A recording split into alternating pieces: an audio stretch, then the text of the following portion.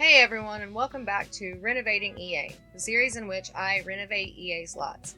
Today we are working on Myshuno Meadows in San Myshuno. This is the final lot for this world and the final lot for season 1 of this series. I went a little overboard with renovating this lot, and now it looks nothing like the original. I did use the shell of the original and also the siding from it, but that's pretty much all there is left of the original. So I guess you could probably say that this is a rebuild instead of a renovation, but for the sake of this series, I'm just going to call it a renovation. Anyway, also you may see the red and yellow lines all over.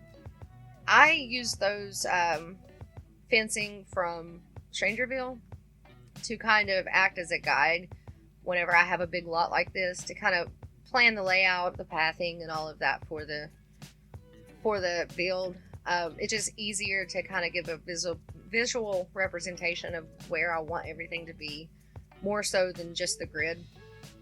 And it kind of helps me visualize what I want to put where and how I want the lot to come together.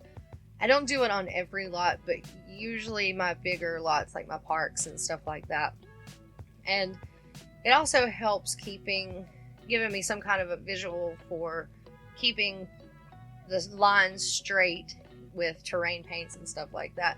So if you've never, if you struggle like I do with drawing straight lines, there you go.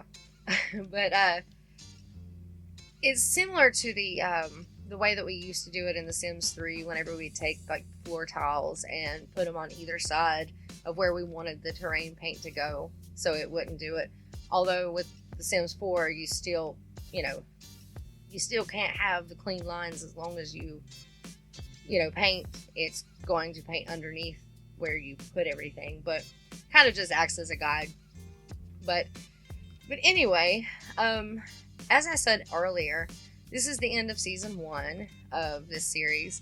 So I guess you can say I finished my first series on my channel. So yay!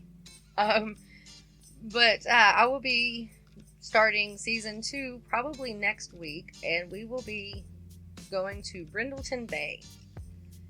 And I plan on staggering the community lots a little bit more than I did with this one. So I mean, there might be a couple weeks there where there are 2 community lots back to back, but I'm going to try to stagger them a little bit so I don't have just community lots at the end of the series like I have with this one, or the season.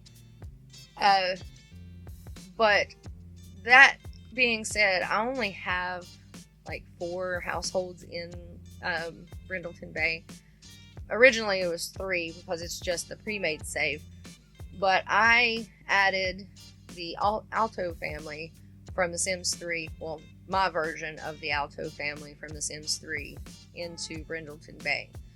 So I only have 4 houses, residential lots to renovate, because I don't do the other ones, the unoccupied lots, until whenever I go to play in those and start moving Sims around whenever I'm playing in the save, then I'll renovate those.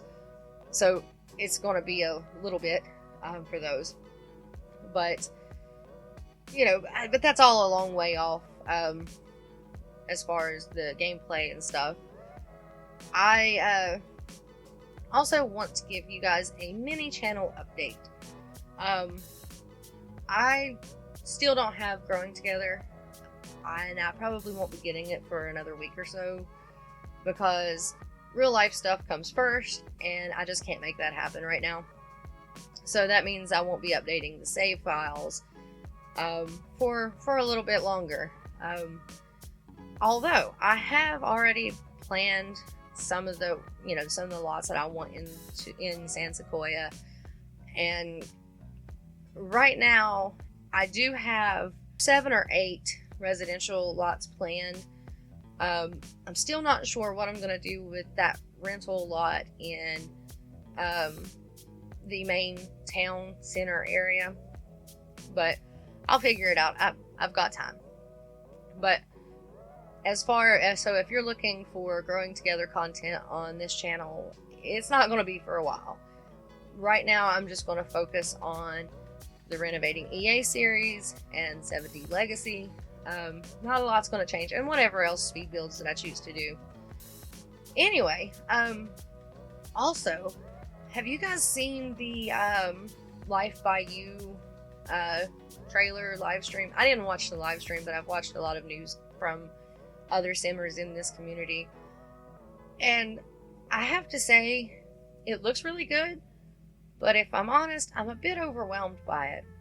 I guess that's a good thing to be whenever it comes to a life simulation game, but because, you know, that means possibly more gameplay or whatever, but I feel like it's a bit too realistic for my liking. I mean, I do like realism. I don't know, I just feel like I don't know, I just don't feel like excited about it. I mean, it's interesting. I'm cautiously optimistic, I guess you could say. And that's just how I feel with life simulators in general. I like the fact that there are other ones popping up, but what really concerns me is the Sims series as a whole is known for its wacky and zany characters, and in at least in past generations, I mean, I guess you could say, or iterations, I guess you could say The Sims 4 as well, they have a lot of heart, and I'm just kind of concerned that all the other life simulators that are popping up might not have that same life. Maybe not, maybe I'm wrong, and I will gladly admit if I'm wrong, but I guess time will tell, and we'll just have to wait and see. I mean, that's the kind of attitude I have toward pretty much everything when it comes to The Sims and Paralives and all of that is, you know, oddly enough though, I feel like after seeing Life by You, I feel like Paralives might have more character, more heart in it, but that remains to be seen. But anyway, I guess that's all for me for now. If you like this video, give it a like. If you want to see more, subscribe, and I will talk to y'all later. Enjoy the rest of the video, and thanks for watching. Bye!